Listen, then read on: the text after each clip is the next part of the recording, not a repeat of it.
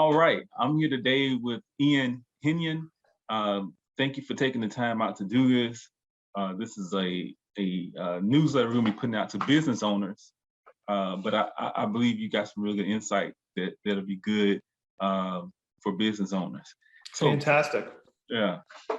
So tell me a little bit about yourself and how you got into doing what you're doing now.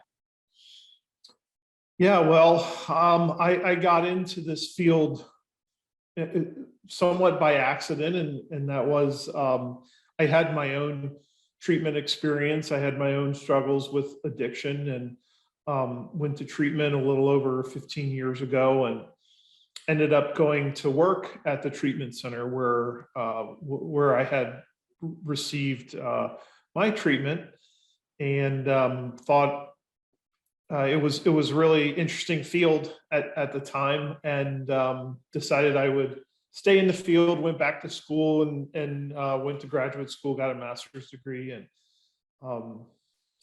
kind of here I sit 15 years later. It's pretty crazy. That's awesome. It's awesome.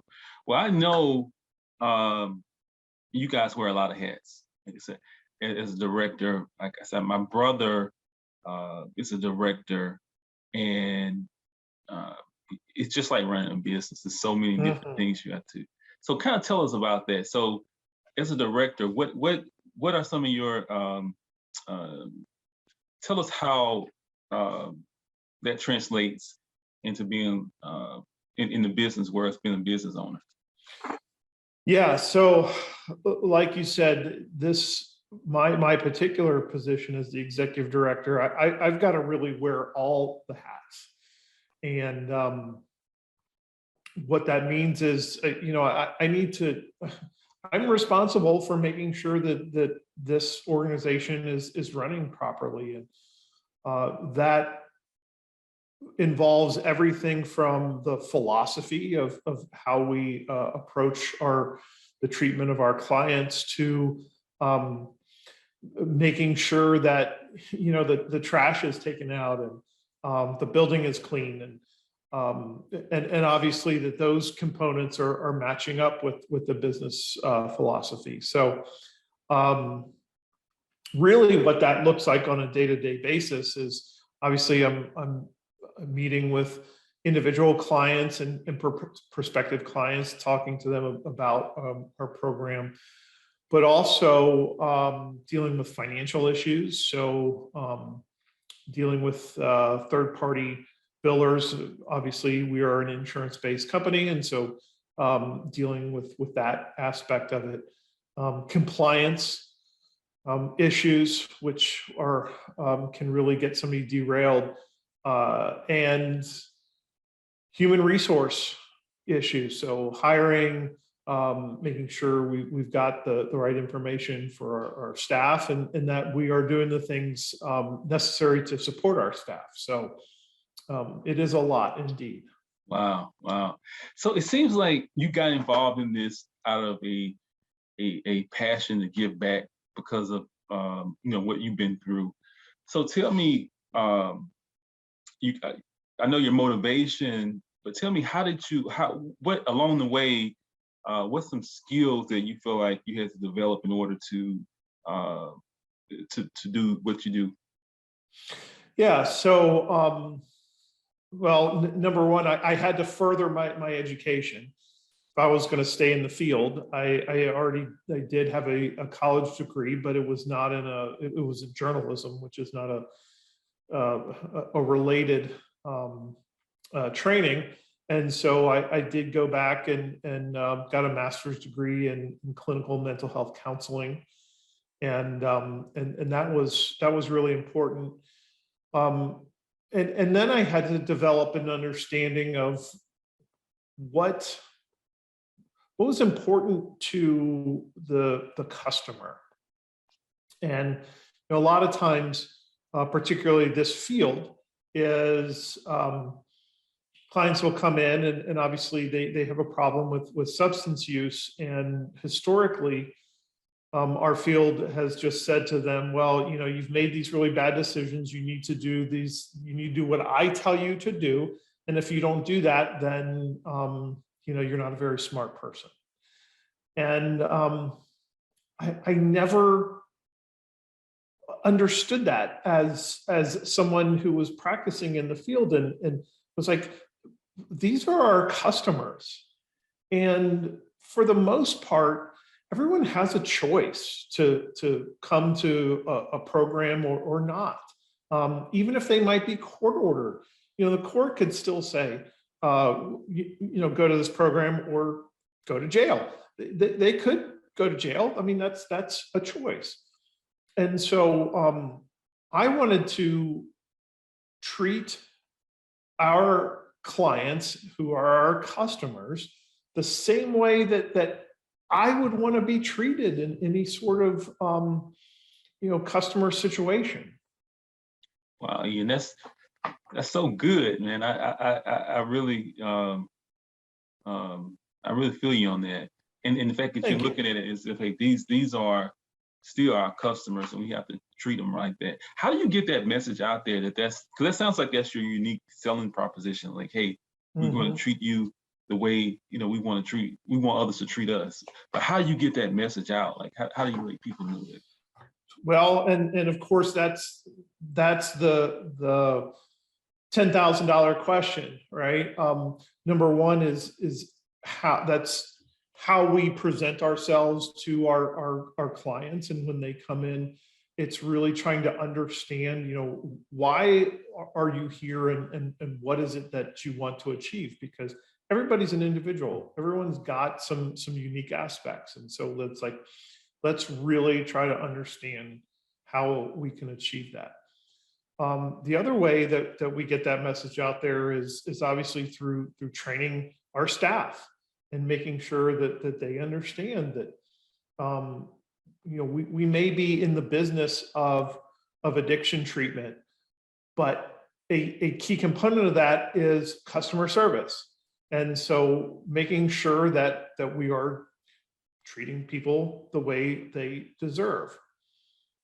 And then certainly talking to our referral partners and other partners in the field, and to say that we want to do something differently than the way things have always been done. And that is to provide good services with a customer service orientation. Great, it's great. So let me ask you this. You were in this field when COVID happened, right? How did that affect business? Yeah. So of course, when COVID first started, we weren't sure how that was going to affect the business altogether. And at the time, we weren't sure if we were going to get shut down entirely, and how that was going to get handled. We moved everyone to a telehealth platform. And so no one was coming into the office, but we were providing services via Zoom. And we thought that was going to hinder the business. And when 2 months later, when we brought everybody back in person, our census was actually larger coming back than it was when we went and shut everything down. So it does make it a bit harder to provide these types of services, because obviously we're dealing with therapeutic issues. And what you and I are doing right now on a one-on-one basis, I think is perfectly fine, and you can do therapy in this manner. When it comes to group therapy, there's just something lost. The cohesion that comes in a traditional in-person group setting. Obviously, you can't do that over Zoom. And then, when it came to accountability and urine drug screening and that type of thing, it was really difficult to do those things during COVID. So sometimes we just had to adjust and say, okay, we're still going to provide the therapeutic services, but there's other areas that we can't provide just because we're not in person. Okay. Let me ask you this. So along those same lines, with the price of so many things going up, how do you guys account for that? Like, because I know, do you guys go up on your prices, or do you guys try to find some ways to cut costs? Yeah, and that's a really good question. I'm not sure that I've got a great answer for you. Um, we are seeing pressure on overall expenses. So obviously, salaries and other related expenses are going up. For now, we have not raised our prices, but I think we're going to have to look at, like most businesses, how do we maintain the level of revenue that we need to, and still do it in a way that's affordable for our clients. And I wish I had a magic answer for that, and we just need to kind of see how that goes. Okay. So with you doing this for now a long period of time and having good success at it, who has been like a good advisor or mentor to you? Yeah, so when I first got into the field, there was the executive director of the program where I first started working, and he really has been a mentor for me, even though this was in Arizona and now I'm in Alabama. And having been kind of under his wing for about 5 years, once I moved back east, it was, I would get in these situations and then I would think of, how would he handle that? And somehow it's sort of his voice comes into my head and it's like, okay, now I know how to handle that, because it's how my mentor would have addressed it. Great, it's great. So if you were talking to someone who was looking to get into the field and being a executive director one day, what advice would you give them? Work really hard. Start at, I don't want to say necessarily at the bottom, but you really want to understand the business from the bottom up. And there's a lot of components to this business that are complicated. And so to make sure that you not only understand the business piece of it, but there is a clinical piece that's really important. And in particular, understanding the human aspect of it, because we can come in all day long and say, oh, well, we're going to be the lowest cost option, and then we're going to cut costs really low. But what does that do to our ability to provide customer service? And so if you understand all pieces of that business, then you're going to be much more successful. And certainly making sure that you have the education that's necessary. Here in Alabama, in my position, it requires a master's degree and 5 years in a related position, or without a master's degree, 10 years of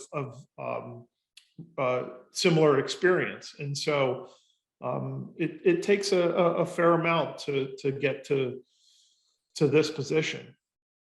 Yeah, so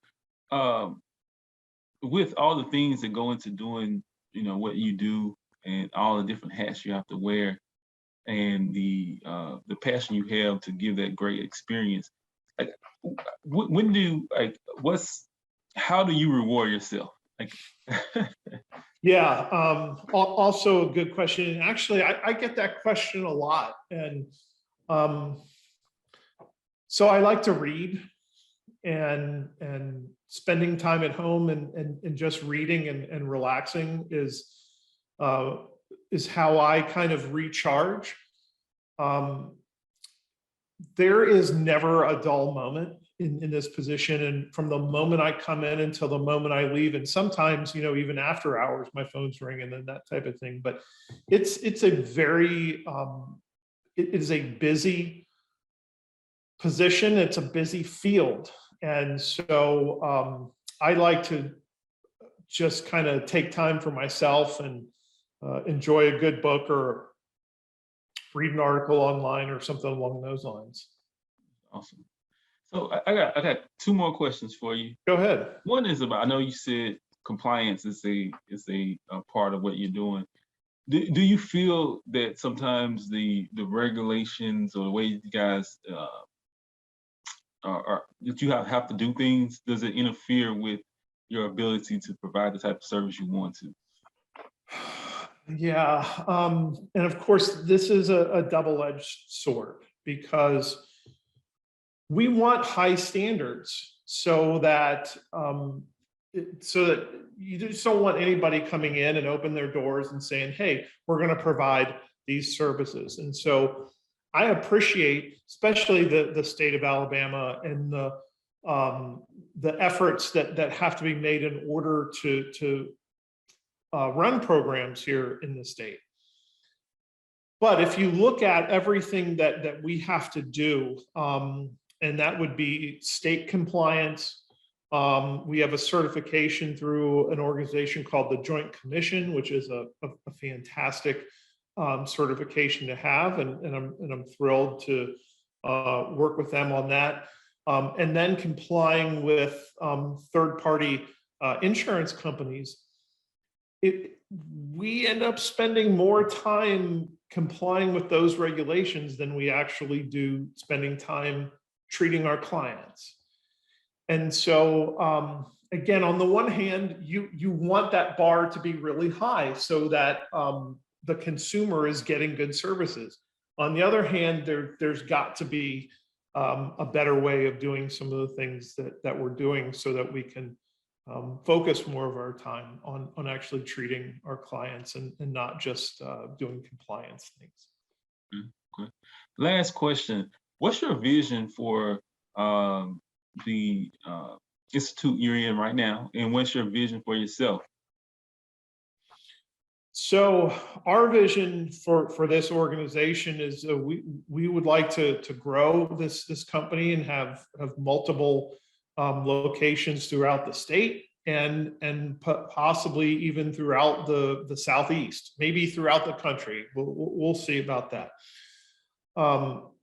And in that effort, we want to be a different type of company. We want to, again, provide that customer service orientation, but we also want to be a place where people really would like to work. And so,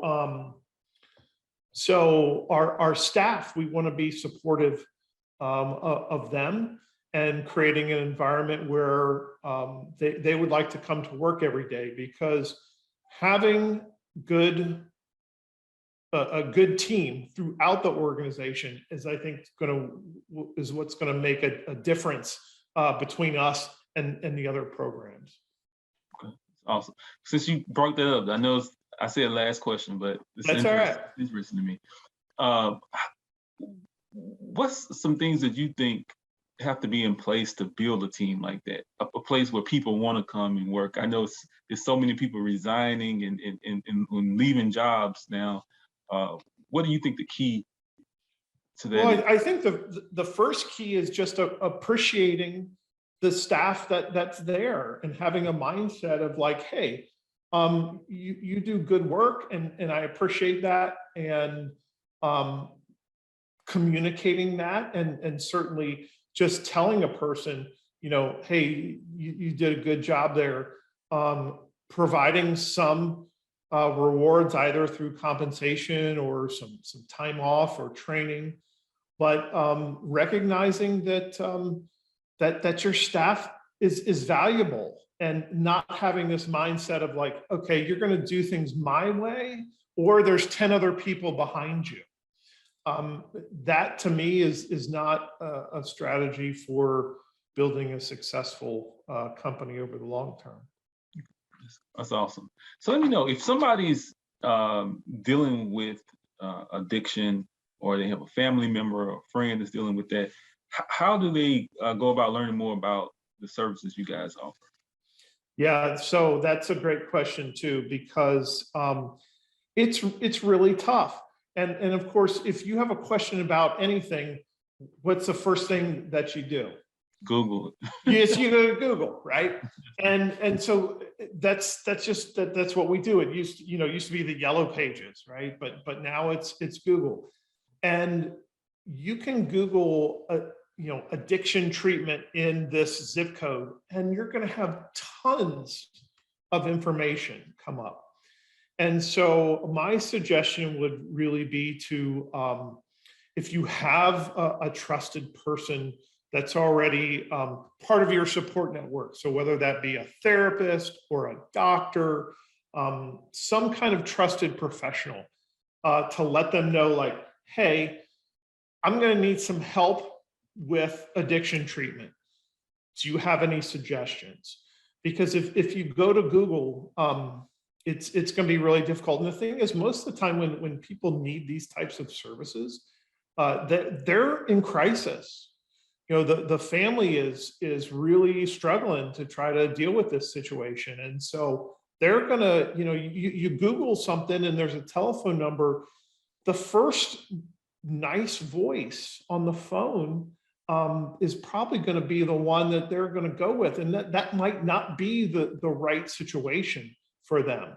But because there's just so much information, it's so difficult that people just want to go with, okay, that sounds good. And this is what we're going to do. So having someone that can help guide them, and hopefully a professional that might have some experience in the field would be super helpful.